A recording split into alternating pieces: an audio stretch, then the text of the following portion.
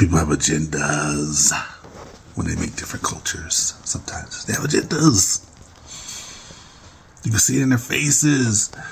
You see it in their actions. They've got those agendas. They're going to prove to themselves and they're going to prove to you that you ain't nothing, that you're beneath them, or that you're all these stereotypes that they believe in. And they'll test it with words. They'll try to bully you. They'll isolate you. They will try to prove it over and over again to themselves with this agenda that they have.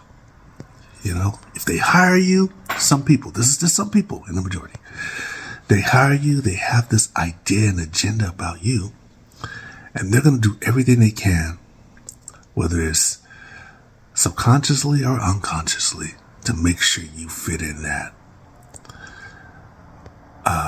bubble or agenda that they set for you. And they're going to make you miserable. We experience that over and over again with some people. And they make us miserable and we defend it. We defend it. But you're alone. You're standing alone. That's why it was so important to have DEI. But even then, some companies brought it in surface-wise, but they didn't support it. They thought naively that all I had to do was just hire you. That's all. I'm a good guy. I did what I'm supposed to do. I hired you. Yay! And then they never see you again. They never see you again. They have no idea what your experience is, how your coworkers feel about you, how your manager feels about you. They have no idea the responsibilities you have or don't have. They know nothing about your situation. Nothing. So yeah, you're suffering. And you have a family. You have a family, so you have to show up every day. But you're suffering. It's taking away a part of you. It's taking away your soul almost, because you're not living up to your fullest potential within this company. And you work with people who don't believe in you and they're putting you in this box. Let me tell you, it is an incredibly odd experience to go through. Disheartening experience to go through. Incredible. It's incredible. And you go through it, and it doesn't matter where you go. You go through a job after job, right? You leave that job, you go to another one, it's the same thing. They start out all nice and accepting. But once you get in there, there's more and more companies now, though, that have a true understanding of the support that's needed. And it is needed. Of the DEI. And it just helps. Not only does it help that employee with morale, but it helps everybody else.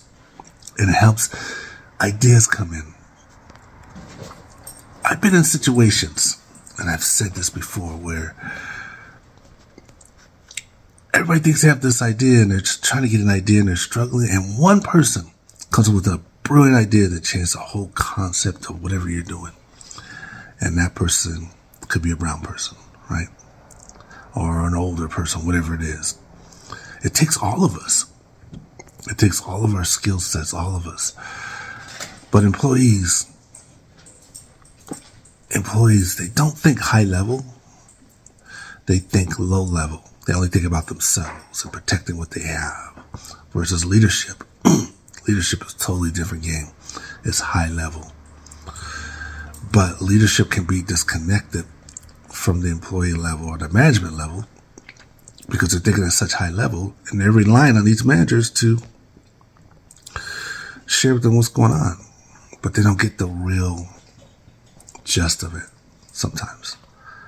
I've seen some really good people who have real contribution get overwhelmed by these employees with agendas and sometimes managers that the person had to leave the company. They were forced out. They had to leave.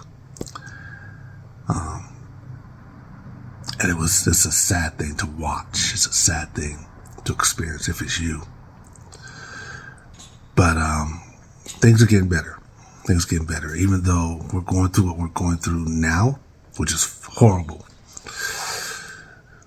But the reason why I say, and I'll wrap this up, I've gone too long. The reason why I say things are getting better because for many years, everyone was in denial.